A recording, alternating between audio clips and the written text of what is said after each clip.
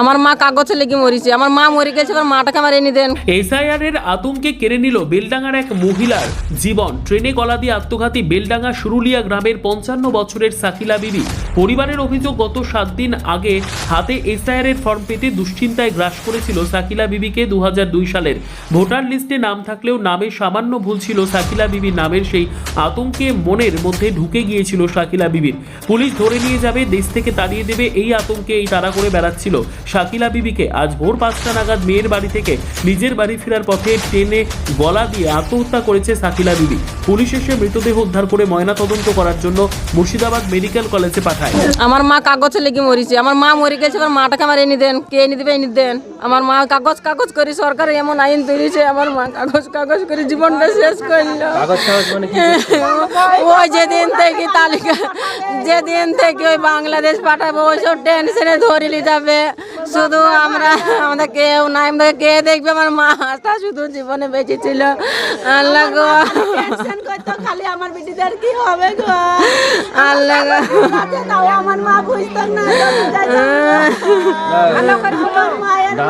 2002 সালে তো নাম ছিল, তারপরে ভয় করছিস জন্য তাও ভয় মাথার মধ্যে ঢুকে গেছে। একটাই চিন্তা, শুধু ধরিলে যাবে কাগজে কি হবে, কি ওদের কি ফোন মারা করেছে একটা, তারে লেগে ভয়ের জ্বালাতে ও শুধু মাথায় একটাই হয়ে গেছে। ওর একটাই কথা মাথায় চেপে গেছে, ওইটা টেনশনে কোনো সময় খাবে না দাবে না। আমার বাড়িতে ওই যেদিন থেকে ওয়াই পেয়েছে সেদিন থেকে, পরশুদিন থেকে 3 দিন হয়েছে। আপনার বাড়িতে কখন চলে আসলো? চলে এলো, ওই তো ফজরকার নামাজ পড়লো, সারা রাত মা নামাজ পড়ছে, উঠছে, বসে মায়ের সঙ্গে বেড়াচ্ছি, মা কোথায় যেছে দেখছি। তার মধ্যে ফজরকার নামাজ পড়তে উঠলো, আমি তো সারা রাত ঘুমাইনি, মা খেলে আগলি বসে আছি।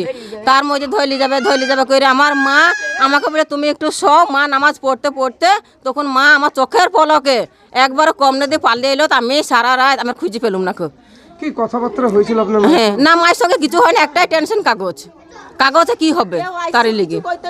হ্যাঁ, আমার শুধু একটাই টেনশন, শুধু কাগজে কি হবে, কাগজে কি হবে। আপনার মায়ের তো নাম আছে? নাম আছে, তাও তো মাথায় ঢুকে গেছে কাগজে কি হবে, ওইটা টেনশনে, ওইটা চিন্তাতে শুধু বলছে আমাদেরকে ধরে যে কিছু করবে ওই টেনশনে। আপনার বাবার নাম কি 2002 সালে আছে লিস্টের নামে একটু গড়মিল ছিল? হ্যাঁ, একটা নামের ঐক্য, একটা নামের, ওই একটা নামের ঐক্য, শুধু ওইটার ভয়ে মরছে। বলছে যে ওটা লেগে হয়তো কোনো চেক হবে, কোনো কিছু করবে, কোথাও মিলাবে, তার লেগে ওই টেনশনে। আরো কতদিন থেকে করছিল? এই তো 1 সপ্তাহ হয়েছে। কাগজটা পেয়েছে শুক্রবারের দিনে হাতে।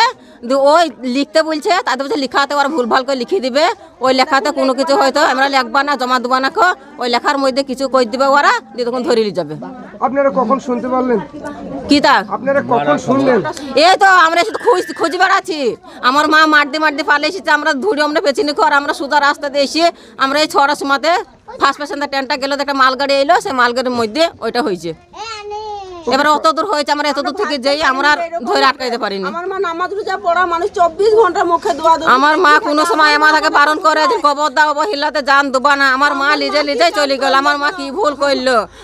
আমার মাকে এবার কে এনে দেবে কাগজের লেগে?